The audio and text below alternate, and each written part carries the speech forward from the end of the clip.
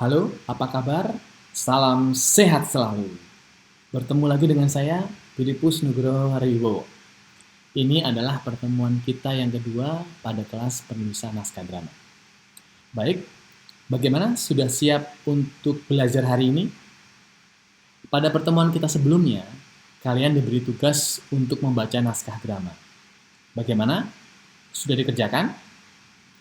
Membaca adalah kebutuhan seorang penulis, apalagi membaca naskah.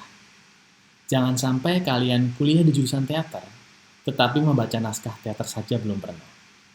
Nah, untuk teman-teman yang khususnya akan mengambil minat penulisan naskah pada tugas akhir, harusnya sudah mulai familiar dengan naskah-naskah populer Indonesia, seperti naskah Pinangan, Malam Jahanam, Senja dengan Dua Kelelawar, Penggali Intan, Barabah, Petang di Taman, dan juga masih banyak lagi yang lainnya. Atau paling tidak, kalian bisa kejar dengan melihat pertunjukannya secara langsung ataupun bisa melalui YouTube.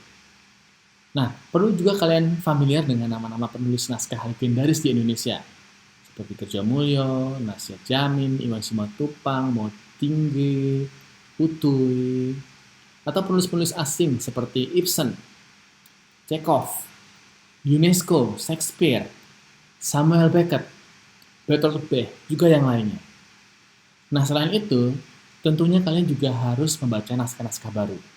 Seperti yang sudah saya sampaikan di pertemuan kita pada pertama kali kemarin, tentang tambahan bacaan berupa kumpulan-kumpulan naskah baru.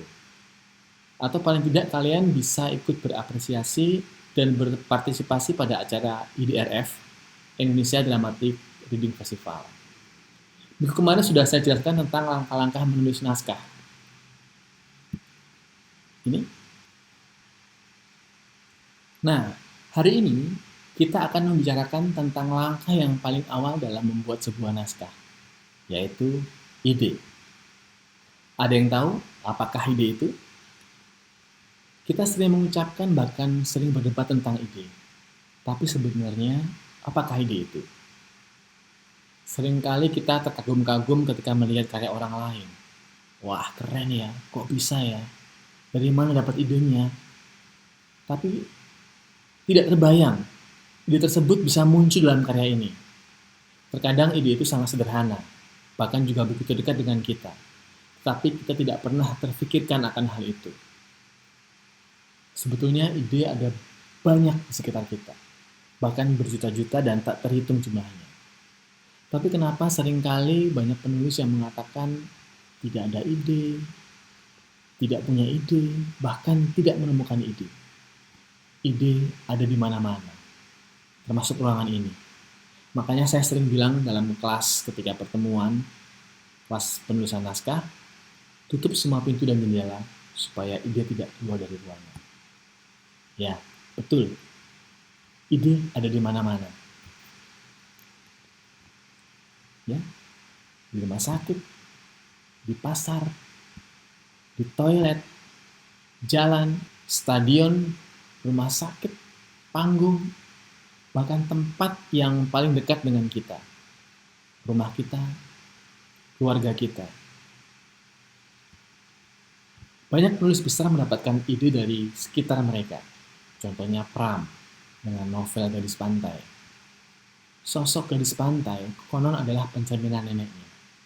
Begitu juga dengan tokoh Lantip dalam novel Para Priayi karangan Umar Khayyam. Kita ingat J.K. Rowling, penulis Harry Potter, dalam sebuah wawancara ia menyebutkan jika nama-nama tokoh dalam novel tersebut ia dapat dari nama-nama di kuburan yang sering ia lewati setiap hari, karena rumahnya dekat dengan kuburan. Atau Tolkien, penulis Lord of the Ring yang sangat fenomenal. Coba kalian kejar kalau kalian tertarik. Lihat video behind the scene-nya. Ide Tolkien berasal dari teks-teks dirinya sendiri, seperti desa tempatnya tinggal waktu kecil, ia gunakan sebagai referensi set perkampungan Hobbit. Kemudian pengalaman perang, revolusi industri, Kalevala, musik kesukaannya, juga teks-teks lain seperti Beowulf dan Anglo-Saxon. Nah, bahkan tokoh Gandalf penyihir baik itu adalah pencerminan dirinya. Nah, bercermin dari mereka, kita tentunya sudah bisa mendapatkan ide. Tapi permasalahannya adalah begitu banyak ide di sekitar kita. Nah, kira-kira apakah kita paham dan kita bisa mampu menangkap ide itu?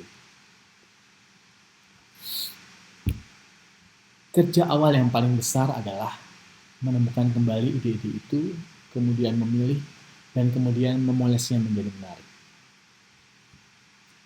Jadi bisa dikatakan setiap individu pasti punya ide. Tinggal kualitas idenya saja yang kemudian membedakan.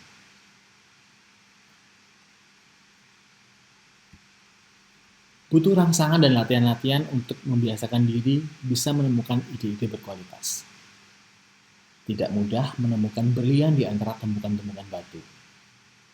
Begitulah ide yang cemerlang, seperti halnya berlian yang sukar untuk ditemukan di antara batu-batu yang lain.